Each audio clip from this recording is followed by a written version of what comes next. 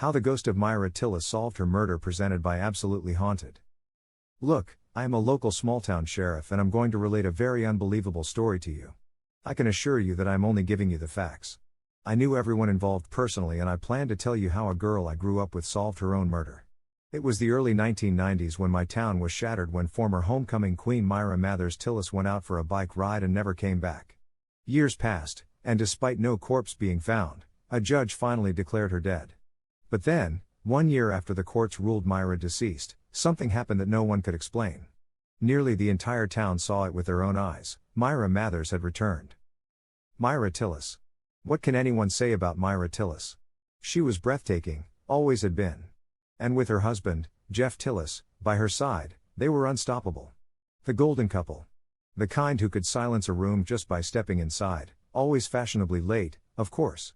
Our former prom king and queen didn't just win a crown, they owned this town from the day they were born. But some say their reign was cursed. That their luck, so dazzling, so untouchable, was bound to run out.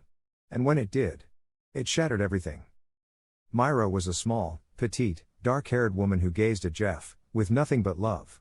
The problem was Jeff had a wandering eye. Oh, he was discreet about it, and well, Myra, she tended to gaze at Jeff as if he hung the moon. She could not see the man who lived behind the mask.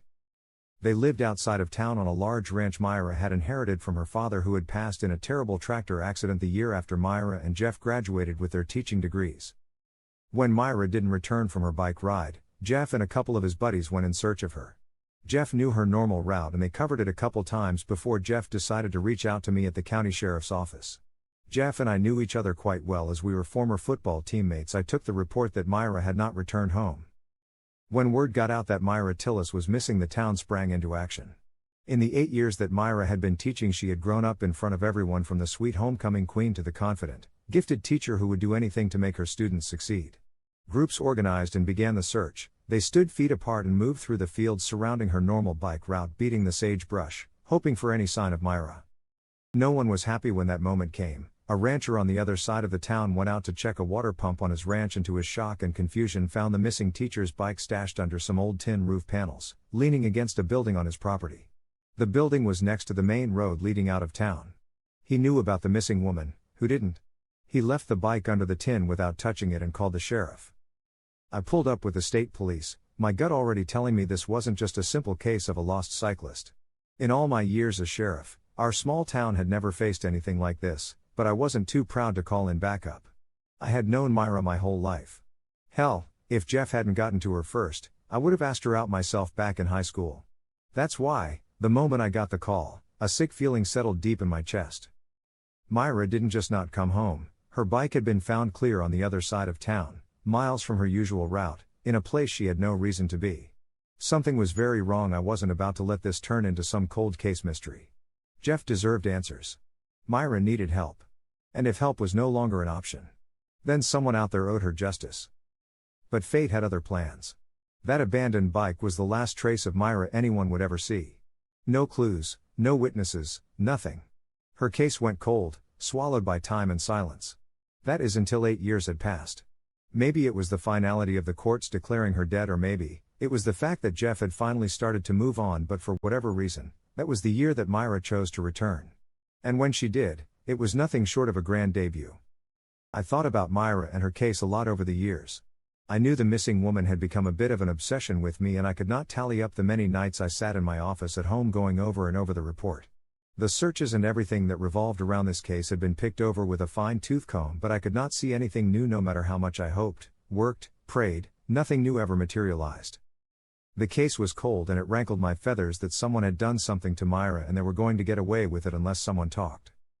I wasn't sure when I started suspecting that Jeff had done something to Myra. I simply didn't know what that something was. Maybe it was the way he was flirting with every woman he met, acting like he didn't have a care in the world.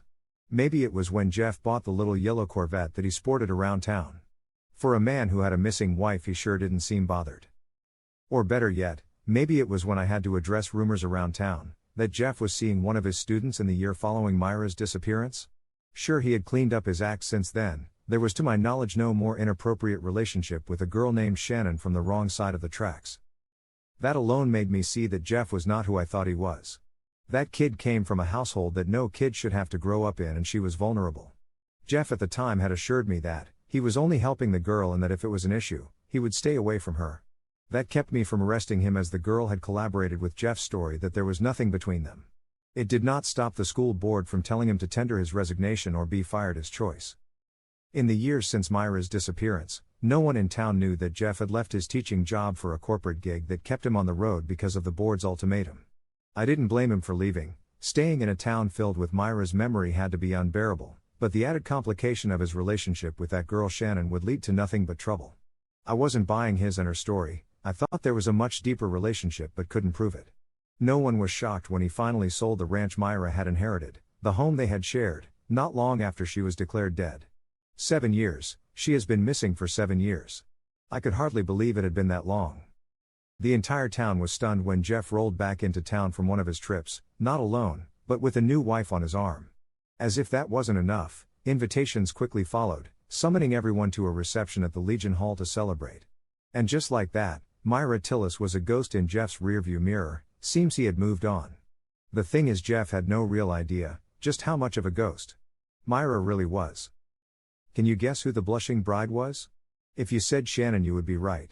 Some people in town were shocked, some disgusted, and then some still said they didn't see what was wrong with it. She wasn't and hadn't been his student in 6 years. I received one of those invitations, and the truth was hell nor high water would keep me from attending this celebration. I was honestly surprised I had gotten one, as Jeff and my friendship had cooled about the time that Jeff realized I suspected him of having done something to Myra. The big night arrived, and I spotted the happy couple standing before their pristine white wedding cake, poised to make the first cut. The gathered townsfolk looked on, but I knew the truth. This wasn't a celebration. It was a spectacle. Half the town had shown up, not because Jeff was still the golden boy he once was, but because he had become an oddity. The man whose wife vanished without a trace, now parading a new bride, the very woman who had once cost him his career. Curiosity had drawn them here, whispers buzzing just beneath the surface.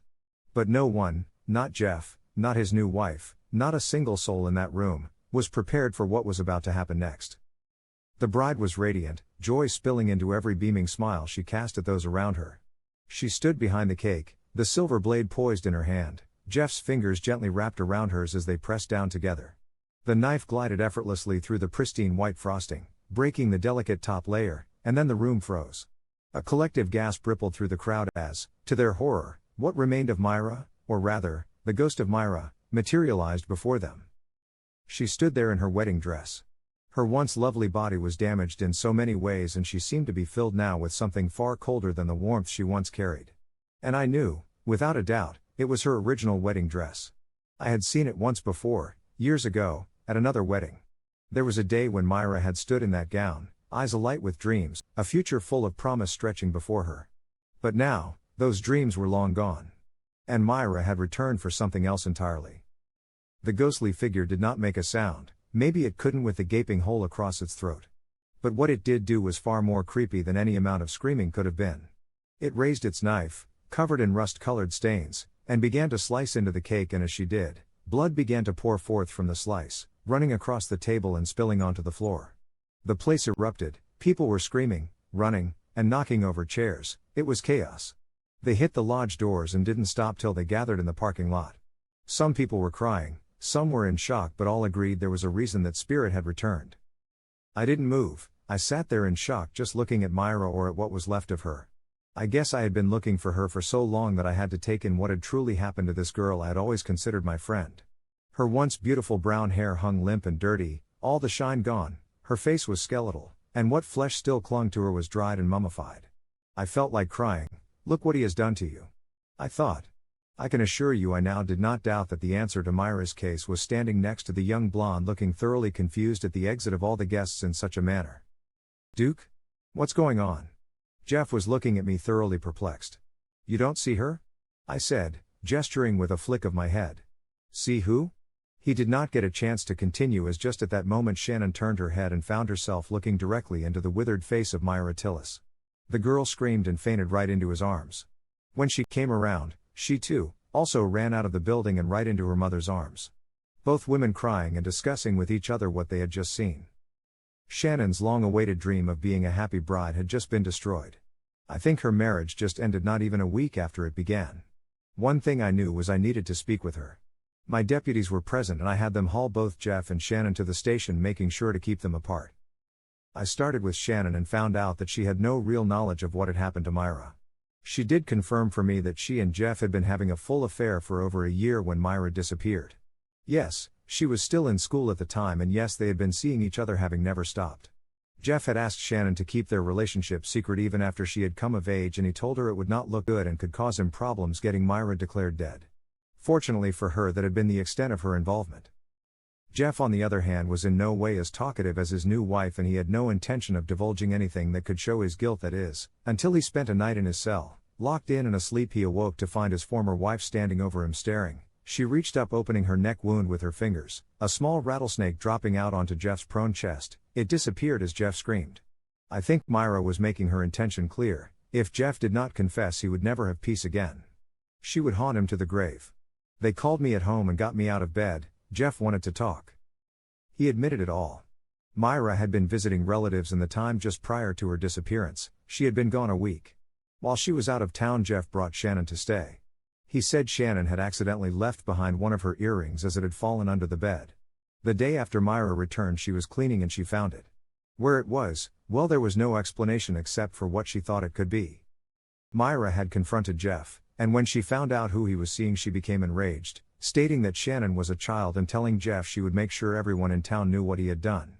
Jeff said she was crying and so upset she had forgotten her keys as she was leaving and had to go back into the kitchen to retrieve them. He was desperately trying to convince her to stay and work it out, but she informed him there was no working this out. If the girl had been an adult, maybe, but not a student. Jeff stated that he did not think it through, just knew he could not allow Myra to change the way everyone in town saw him, and so as she passed him, he reached over to the counter and, he sobbed, "You have seen her, Duke. You already know what I did."